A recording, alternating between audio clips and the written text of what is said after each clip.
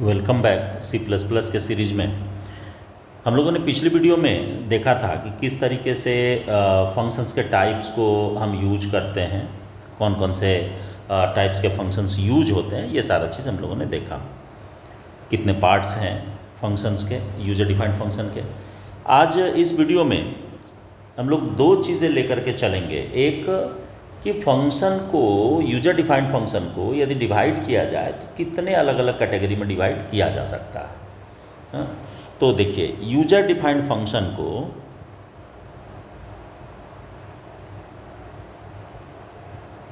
User defined function,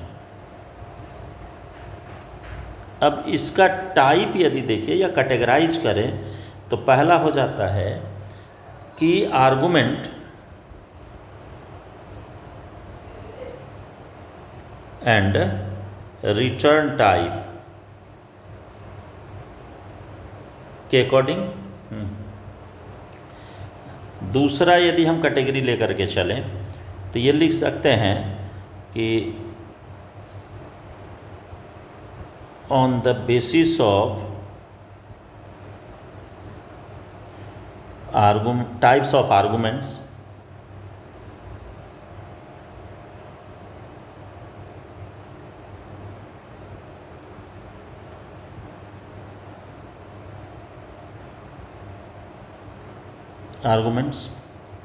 और तीसरा on the basis of function call.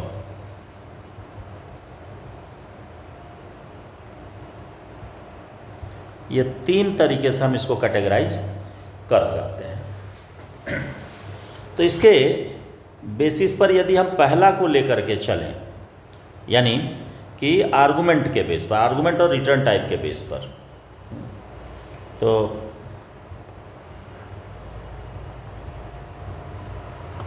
On the basis of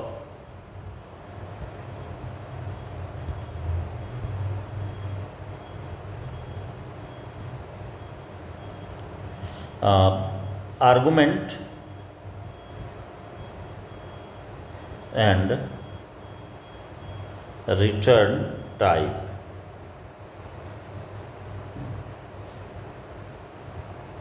इसके according यदि लेकर के चलते हैं तो फंक्शन आपका चार कैटेगरी में बढ़ता है। कौन कौन है ये देखिए।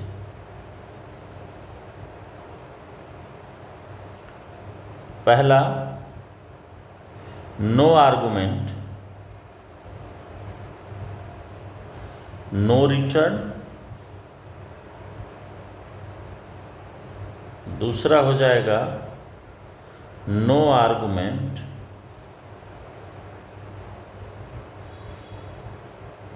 With return. तीसरा हो जाएगा विथ आर्गुमेंट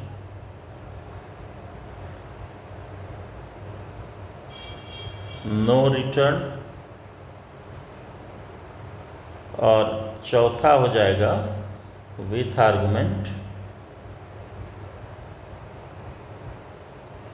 विथ रिटर्न। अब देखिए, ये चारों पार्ट, यानी कि इस on the basis of argument and return type, ये आप देख सकते हैं जो पिछली सी की वीडियो है सेम रहेगा, यहाँ तक कोई अंतर नहीं होगा। आर्गुमेंट के टाइप पर यदि लेकर के चलेंगे तो वहाँ पर फिर अंतर हो जाएगा। आर्गुमेंट के अकॉर्डिंग आपको सी में दो कैटेगरी मैंने बताया है कि एक हो जाएगा कि वैल्यू पास करने का, यानी कि हम जब भी वेरिएबल को आर्गुमेंट के रूप में सप्लाई करेंगे तो उस वेरिएबल का जो वैल्यू है वो पास होता है, कॉल बाई वैल्यू जिसको बताया था मैं। और दूसरा है कि कॉल बाई एड्रेस, लेकिन C++ में यहाँ 3 हो जाएगा। तो खैर उस पर आने के बाद उसको डिटेल से देखेंगे। पहले मैं इस चारों के बारे में आपको बता देता हूँ इस वीडियो में। इसके लिए आपको करना क्या है कि यदि इसका डिस्क्रिप्शन आप चाहते हैं, यानी कि पूरे डिफिनेशन के साथ, तो आप सी वाली वीडियो ब्राउज कर लीजिएगा। सी वाली वीडियो ब्राउज करके आप वहाँ से इसको देख सकते हैं। मैं इसके एग्जाम्पल के साथ बताते जाता हूँ। देखिए, नो आर्गुमेंट नो रिटर्न का मतलब क्या होता है? पहला यानी कि ए को यदि हम लेकर के चले यहाँ, तो ए का मतलब हो गया कि देखो नो आर्गुमेंट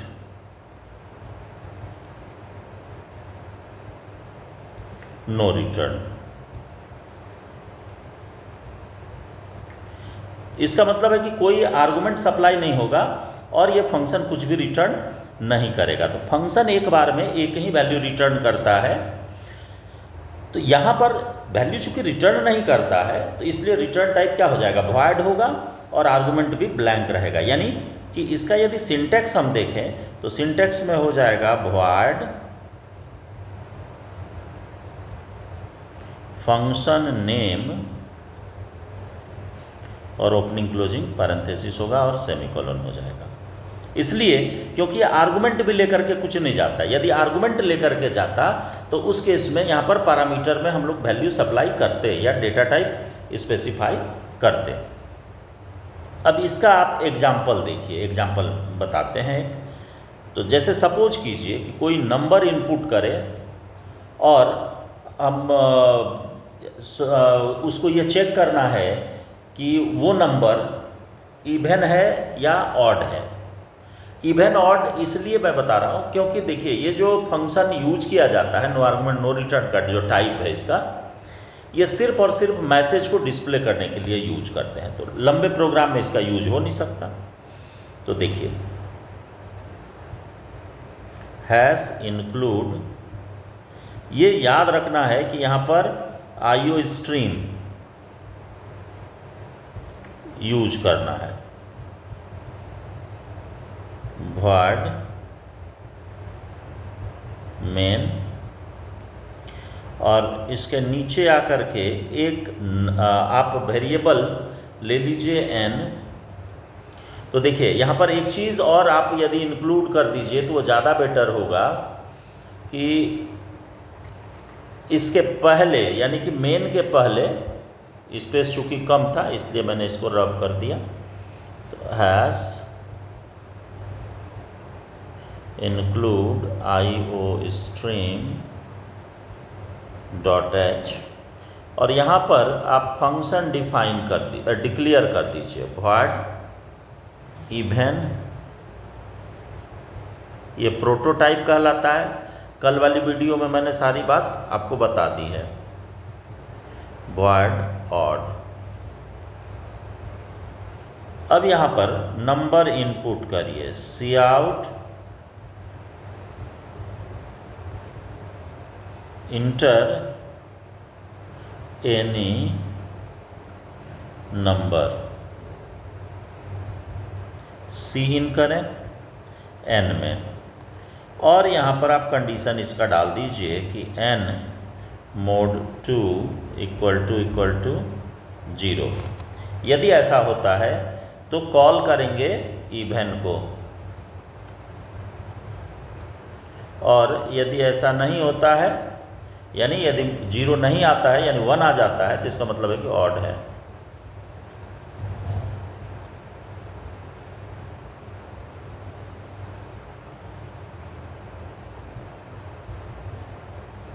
void इवन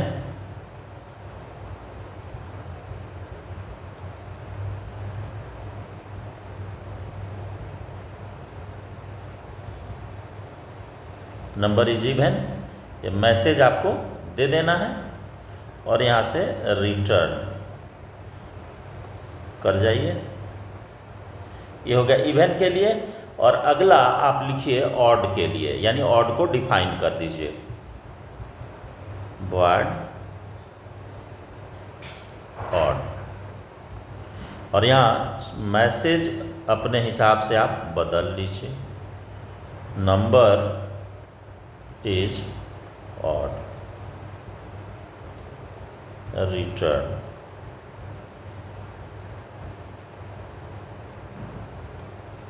तो यहाँ पर देखिए आपका न पैरामीटर हम लेकर के चले हैं और न ही यहाँ पर देखिए पैरामीटर भी कुछ नहीं है, ब्लैंक है ये पैरेंथेसिस, और रिटर्न टाइप भी कैसा है? void है।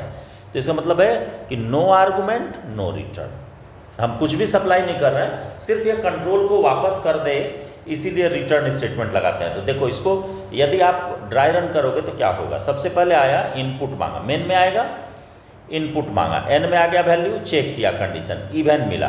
तो सबसे पहले कंट्रोल ट्रांसफर होता है टॉप में खोजने के लिए। तो जैसे ही यहाँ इवन उसको मिल गया कि प्रोटोटाइप डिक्लेयर्ड है, तो ये कंट्रोल यहाँ से सीधा जंप कर जाता है नीचे इवन वाले पर। हाँ, तो यदि इवन में आया तो सबसे पहले आकर के इस लाइन को दिखाया, लाइन दिखाने के बाद कंट्रोल यहाँ से वापस होगा, और ये वापस होगा कहाँ, यहाँ पर जहाँ से कॉल किया गया है इस जगह, और देन फिर यहाँ से ये बाहर निकलेगा। तो यानी एग्जीक्यूशन ऑलवेज स्टार्ट होता है मेन से, और एंड भी हर हमेशा होगा मेन से, यानी कि कंट्रोल एग्जिट भी करेगा मेन से ही। अब देखिए दूसरा नंबर अब लेकर के चलते हैं कि नो आर्गुमेंट विथ रिटर्न। तो कैसे ये काम करता है उसको आपको बताते हैं। वो देखिए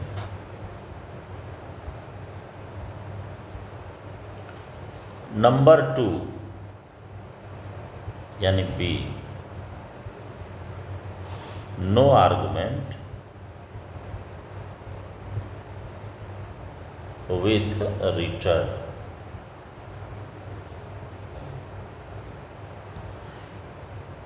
मैं अक्सर वीडियो में पहले सारा जो रिटर्न वाला काम है, जो लिखने वाला काम है, राइटिंग वाला काम था, वो सारा मैं कर लिया करता था, इसलिए क्योंकि इसको लिखने में समय ज़्यादा लग जाता है, वीडियो में कंटेंट कम ही रह पाता है, ज़्यादा लग जाता है। खैर मैं प्रयास करूँगा कि आगे जो जहाँ से नया ऐड होगा, जैसे पैरामीटर से, मैं सारा चीज़ आपको रिटर्न में पहले से लिख करके देन बताते चला जाऊँगा, तो वो स्पीडली भी हो जाता है।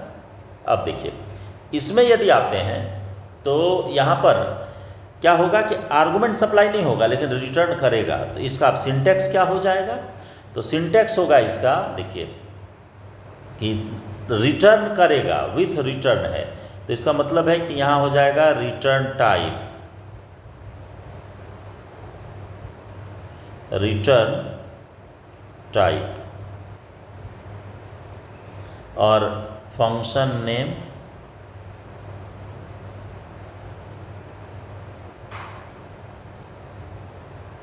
और ब्रैकेट में कुछ नहीं होगा, आर्गुमेंट नहीं होता है। ये हो गया इसका सिंटैक्स।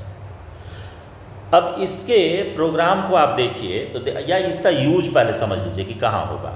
तो नो आर्गुमेंट नो रिटर्न, इसका यूज हर हमेशा होता है कि हम वैल्यू सप्लाई नहीं करेंगे लेकिन ये वैल्यू रिटर्न करेगा। तो जैसे इनपुट का जो पोर्शन है उस केस में हम इसको यूज कर सकते हैं, यानी कि जहाँ इनपुट लेना है उस इनपुट के जगह पर इसको यूज कर सकते हैं। तो चलिए आपको बताते हैं एग्जाम्पल के साथ। तो इसको हम कहीं भी इनपुट लेना है, चाहे वो किसी भी टाइप का हो, आप यूज कर सकते हैं। जैसे देखिए मान लीजिए हम इंटीजर इनपुट लेना है, फ्लोट लेना है, कैरेक्टर लेना है, तो सबके लिए फंक्शन अलग अलग होगा।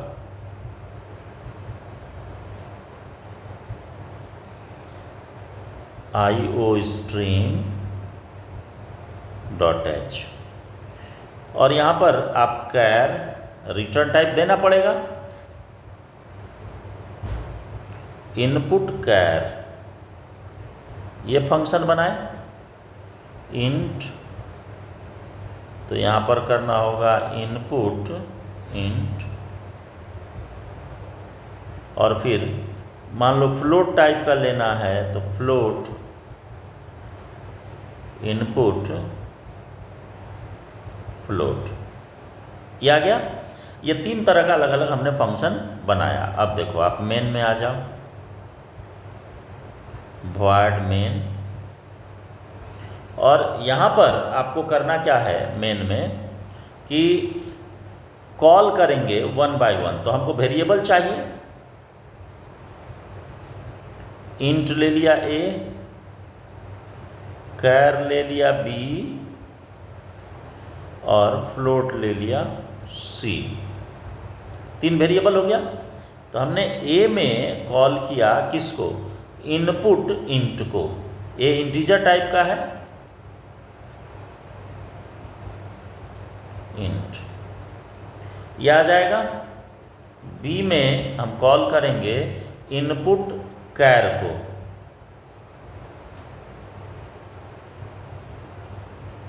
इनपुट कैर को कॉल करेंगे और तीसरे में यानी कि सी में हम कॉल कर लेंगे इनपुट फ्लोट को।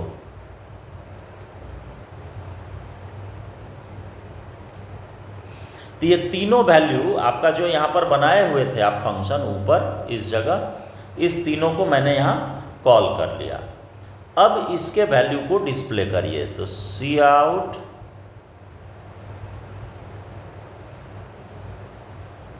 ए इक्वल टू ए,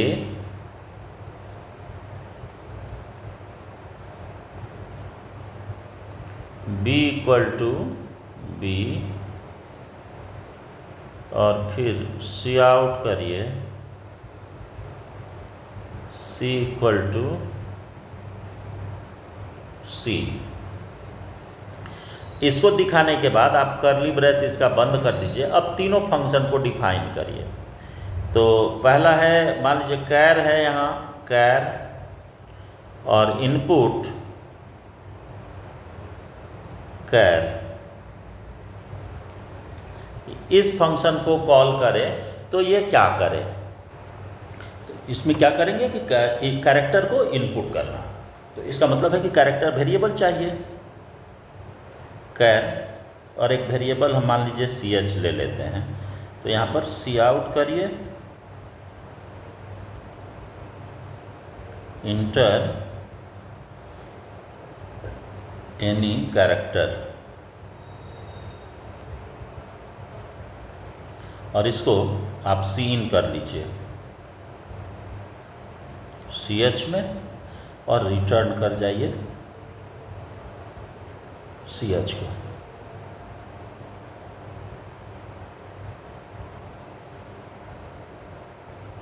ये एक हो गया।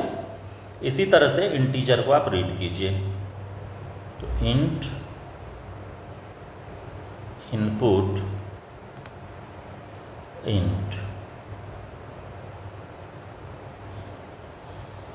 और ब्रैकेट में कुछ नहीं देना है, और इसके नीचे आकर के आप इनपुट करिए इंटीजर टाइप का। तो इसके लिए भी एक इंटीजर वेरिएबल लगेगा। तो हम मान लीजिए n ले लिए। अब यहाँ cout enter any integer,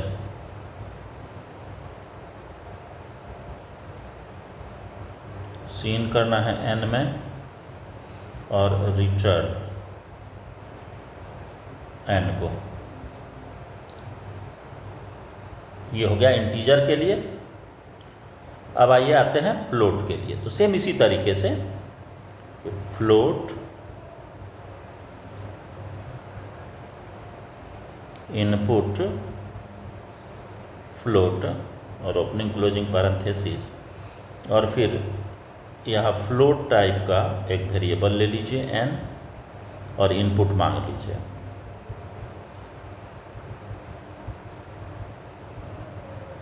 inter any number, और सी इन करिए n में और रिटर्न करा दीजिए।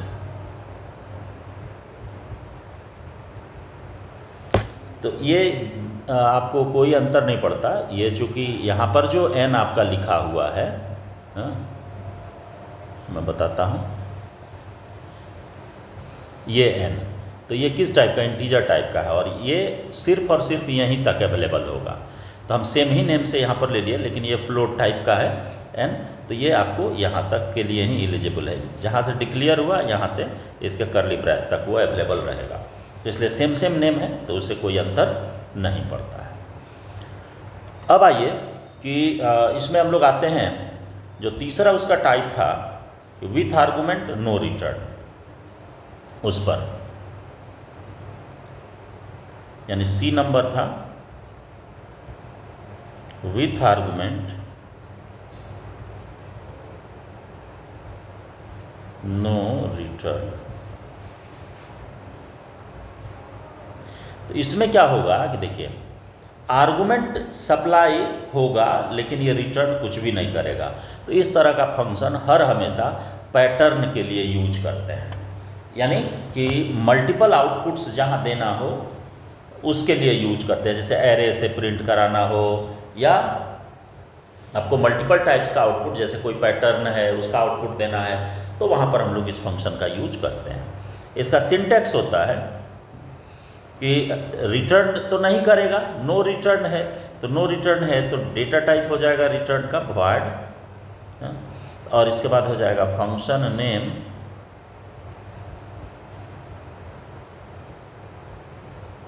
और ब्रैकेट में फिर डेटा टाइप,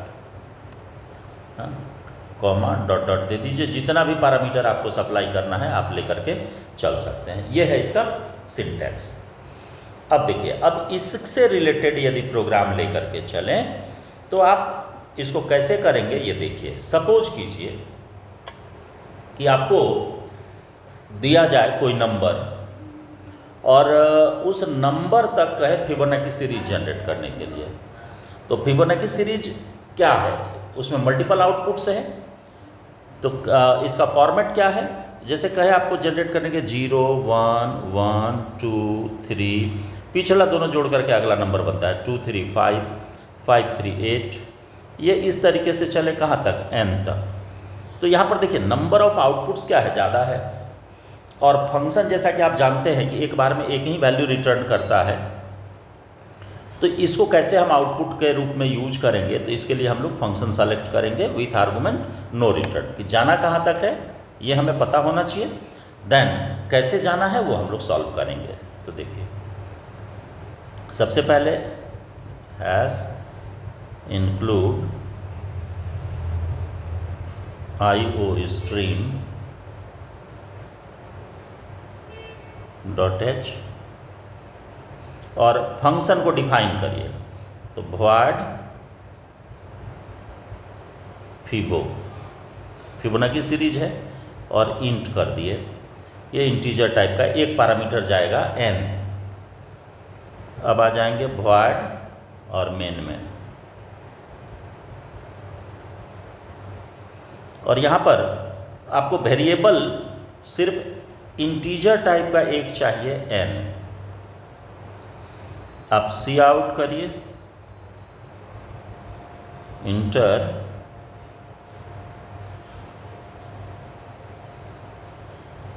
लास्ट नंबर, और इसको सी इन कर लीजिए n में। n में आ गया, और इसको पास कर दीजिए फिबो में,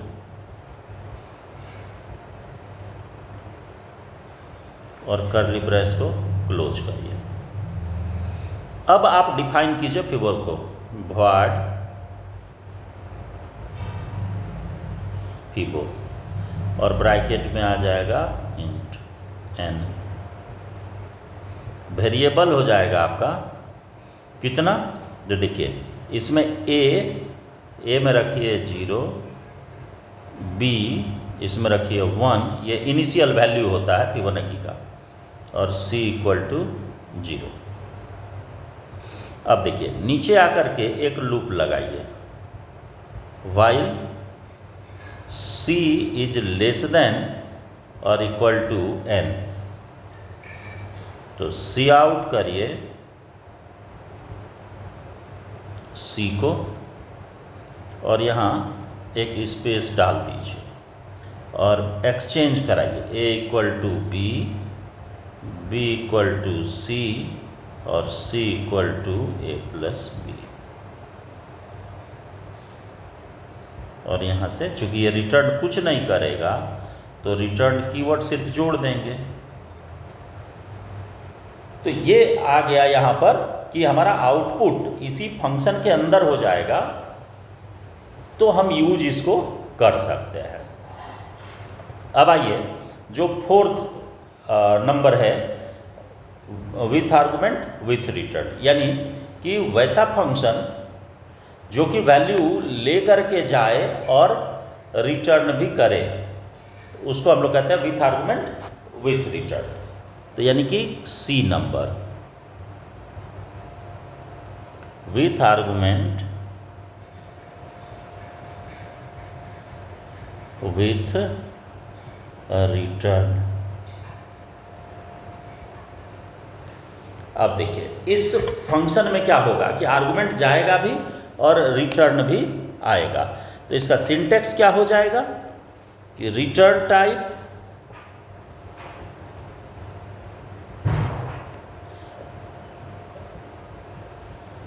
फंक्शन का नेम होगा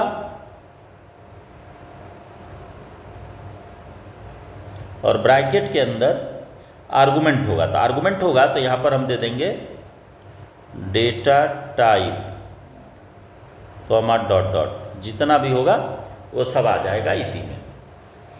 अब देखिए मान लीजिए कि इस फंक्शन के यूज के बारे में कहा जाए तो वैसा सिचुएशन जहाँ की वैल्यू देने के बाद ऑपरेशन का रिजल्ट रिटर्न करना हो तो उस जगह इसको हम यूज करेंगे। तो चलिए एक प्रोग्राम इस पर लेकर के चलते हैं कि जैसे फैक्टोरियल ही निकालना है। तो फैक्टोरियल इसलिए कहते हैं क्योंकि आसान है समझने में, फैक्टर कैलकुलेट करना है। तो देखिए सबसे पहले hash include IO stream dot H, और ये चूंकि रिटर्न करेगा फैक्टोरियल तो इसके लिए लॉन्ग इंट आपको लेना पड़ेगा। क्यों? क्योंकि 7 से ज़्यादा जैसे ही आप जाते हैं तो उसका फैक्टोरियल 40,000 के आसपास आ जाएगा। तो 40,000 आएगा तो इंटीजर यदि हम लेंगे रिटर्न टाइप तो उसकी कैपेसिटी 32,767 है, यानी 32,767, यहीं तक ना आएगा। तो इसलिए हम लोग लॉन्ग इंट पहले ही कर देंगे, फैक्टो अंडर ब्रैकेट और यहाँ इंट में हम ले लेंगे n। तो चलिए इसको हम प्रोटोटाइप के बिना बना देते हैं। इंट में एक आई लूप चलाने के लिए लेना पड़ेगा और लॉन्ग इंट में r हम ले लेंगे, इसमें 1 रखेंगे रिजल्ट के लिए, उसको लेना पड़ेगा लॉन्ग इंट टाइप का। अब देखिए अब यहाँ पर आप फॉर लूप यूज कर सकते हैं। For i equals to 1, i is less than equal to n और i प्लस प्लस, और f equal to f into i, ये हो गया। और कर्ली ब्रेस बंद कर दिए और देन रिटर्न कर जाएंगे f को और कर्ली ब्रेस क्लोज कर देंगे। तो फैक्टोरियल यहाँ कैलकुलेट हो जाएगा इस फॉर लूप के थ्रू, और कैलकुलेट करके आ गया f में, और f को हम यहाँ से रिटर्न कर दिए। अब आ जाइए मेन में, void मेन, और मेन में आने के बाद आपको यहाँ पर करना क्या है कि एक वेरिएबल लेना पड़ेगा इंटीजर टाइप का, n ले लिया, और एक वेरिएबल चाहिए लॉन्ग इंट टाइप का। अब इसके लिए आप रिजल्ट तो res कर देते हैं, वेरिएबल है। अब देखिए अब यहाँ इनपुट मांगिए नंबर जिसका फैक्टोरियल निकालना है, इंटर एनी इंटीजर, सी इन n में, और इसको आप भेज दीजिए फैक्टो के अंदर। तो फैक्टो रिटर्न भी करेगा वैल्यू,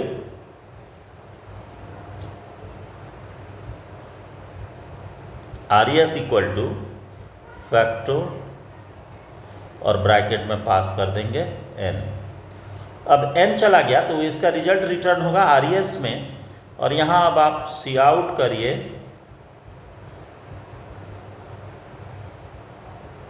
फैक्टोरियल इक्वल टू और res को, और कर्ली ब्रेस क्लोज कर दीजिए। तो यहाँ से ये जो रिटर्न करेगा वो आकर के स्टोर हो गया res में, और res को हम एग्जीक्यूट करा दिए, यानी सी आउट कर दिए। तो ये तो बात हो गई कि types of user defined function की, और वो भी कहाँ, तो on the basis of argument और रिटर्न टाइप पर। तो कल वाले वीडियो में, यानी कि नेक्स्ट वीडियो जो आएगी वो आएगी आर्गुमेंट के अकॉर्डिंग सिर्फ, कि आर्गुमेंट के टाइप पर। तो मिलते हैं अगले वीडियो में।